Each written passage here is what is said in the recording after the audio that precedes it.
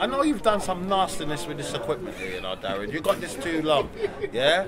And you're too quick to replace it. Yeah? I know you have. Come here, look funny and the light. I said, there's no way this man just filmed videos niceness and their reviews. Some slackness get recorded through those lenses. We will never know about. You're too funny, you know. No, if not, it's down. He's borrowed it. You're too funny, you know. I'm telling you, slackness. You're too funny. It is. The man's equipment's good, you know. What kind of slackness do you think I'll go on? Some freaky dinky thing. What you mean? You know? A little bit of spit, little bit of that slap, like a strangulation. Yeah, something's been seen through those lenses. Darren's not easy. I'll find out one day. And off the mic. Look on the mic. You know, it's like you call it, that's Junior, you know. That's Junior there. No, I'm going to call him Darren. You're going to call him Darren.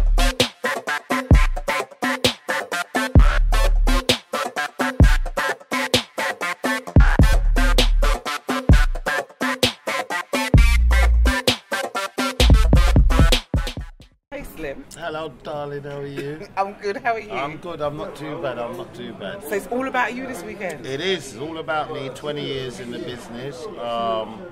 It's been a long journey, but it's been great, you know. Have you enjoyed it? Of course, definitely. So you've done other jobs before, right? I got into comedy when I was 21, but from I left school, I've always been working in, I don't want to say dead-end jobs. Yeah. But obviously jobs that I didn't think that I would, you know, stay in the long run. You know, driving jobs, little stuff like that. But the buses you were on, and I know you had a section where you had some really great jokes about the buses, and people know you from the buses. Yeah, they do. The buses material or set was born out of the fact of my aggravation with the whole bus scenario. When you're in the buses too long, dealing with rude people, traffic, everything, it can all get too much for you. And instead of, like, you know, doing a massacre or, you know, or just walking around killing people, I sat down and put pen to paper and, you know, I took my grievances out with a pen and paper. Best way to do it. Best way to. So your first show, am I correct in saying it was 1993? That was, yeah. Your very first show? A long time, yeah. At Hackney Empire? At Hackney Empire. That was your first show? That was the first time I went on stage. Okay. It wasn't my first paid show. I was like forced on stage by Curtis Walker. Ah, the best, the Don of comedy. The godfather of comedy. Yeah. I was forced on stage by him at his show, and I done well. And like I got the bug from then, but it weren't really till about, you know, a couple months later that I really decided, you know, that I'll try and do. So when you're behind, you know, as your name's getting called, how are you feeling? Do you still get nervous now? Or? Yeah, still now. Still now. It's that little belly nervousness. Like anything you're doing is a test. Every time I go out in front of an audience, is a test. All audiences are different. So, you know, you're going out, you're here, welcoming on stage, blah, blah. That nerve, because you want to do well, don't you? So the nerve kicks and you think, come on now, Dan, let's do this. And I've never seen you do a bad show, and I've been watching. I remember the first time I saw you, and I was a singer then, and the first time I saw you was at Battersea Art Centre in a black velvet suit. That's when I decided he was going to be my baby daddy. That's when I decided. Was I in the suit? He was in the black. It was a suit. Oh, you can rock a suit. You got to have a whistle on when you get so big. You can rock a suit. Does that mean you're going to be wearing a suit on Saturday? Surprise, surprise. I don't want to say what. Ladies, what can I say, ladies?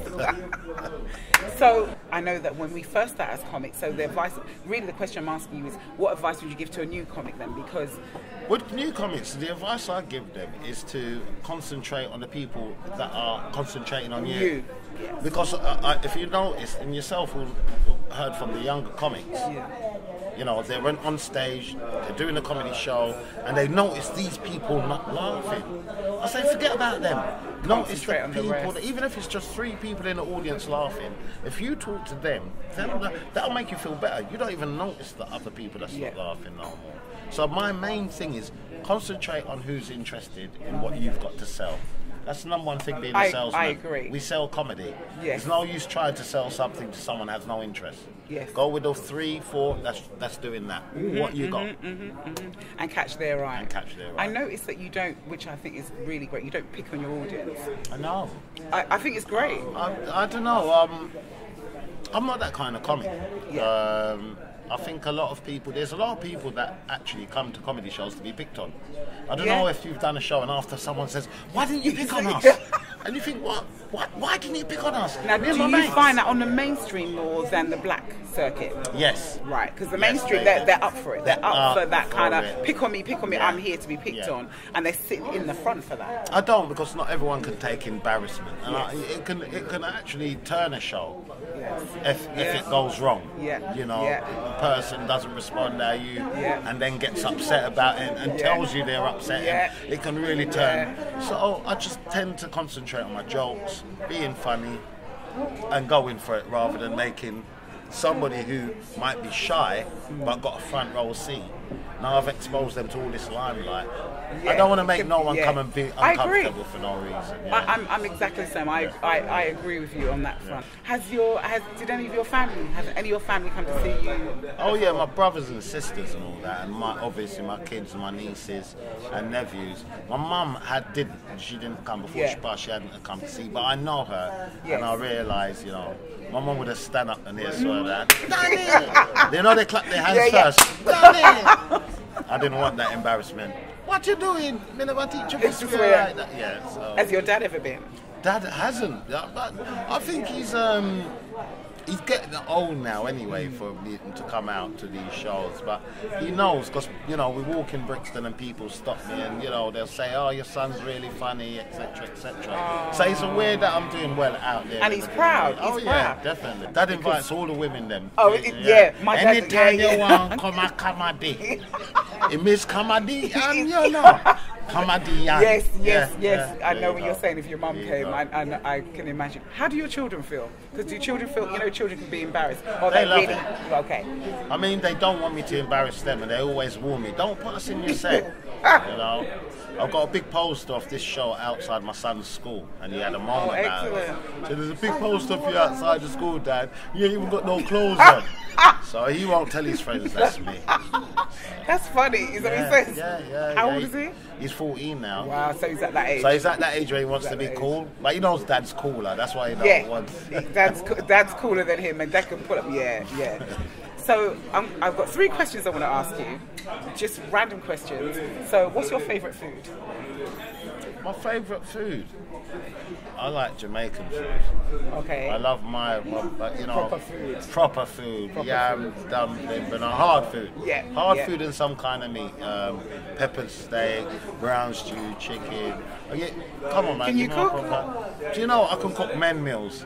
Okay. I call them man meals. You know what that is? That's spaghetti bolognese, pasta and tuna with some sweet corn and some cheese sprinkled pan on top. I can cook, baby. You're all right. Can you? I can cook. You're all right. Man. Big girl can always cook. We need to feed. Some of them women out there don't, I didn't know. Really?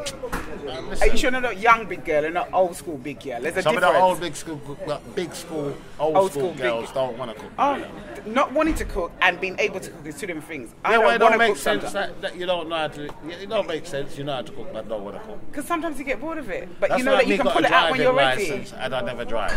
Yeah, when we get the driving license, just so I could drive. Or you got a cooker, but you never light it. But you know what it is? If a woman cooks too much, the man will just take liberties sometimes. See, if a make up, you can't cook. So I suppose what man say, if a man worked too much, a woman will take liberty with him. You don't want to hear that foolishness.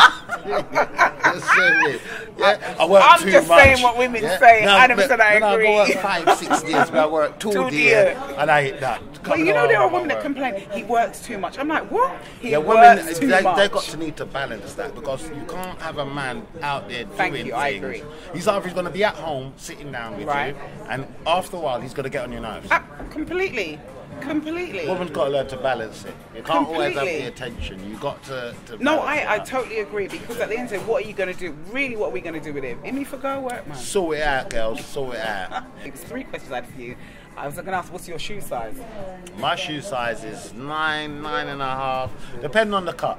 You can wear some shoes. I remember back in the day, you're a brother that can wear some shoes. Not every man can wear shoes. Some men wear shoes and they lean up and they're not right. I come from church. They have to look right. Oh, I can say you went church? Yeah, I went church. Right. What church was you at? Was you in the choir? Or no, I was wasn't in the choir. Church? No, you know what? I was a fidgety kid, so they wouldn't allow me to do activities like that in the church. You know what I mean?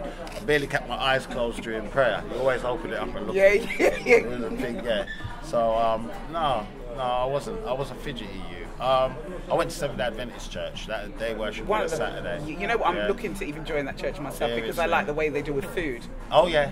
That's how I like. They're one of the best when it comes to the funny. food. Yeah. She says you're going to join the church for the food, for the pickle. Seriously, because I know what they like about having healthy food. So I'm like, listen, I'm a big girl. I like food. Come on now. They're very healthy. Because I grew up, my mum was one of them healthy eaters, so we grew up in the house with healthy food, lots of food. Okay, that's enough. I forgot to ask you. Yes, I know your name is Slim, but who gave you the name Slim? Did you choose that name yourself, or was that a nickname you had from... It's a nickname that I got when I was about 14. We was going to start... back in the day, most boys went through this sound system phase. Yeah, I was going to ask you. Where we joined a sound system, music, etc. So I needed that name, didn't I? And I was just walking around Margot. It was actually Slim Belly D. It stands for Slim Belly Daddy, That's the Slim one. Belly D. Exclusive, you heard it here. Slim Belly D. Slim Belly D. But I just cut out the belly D.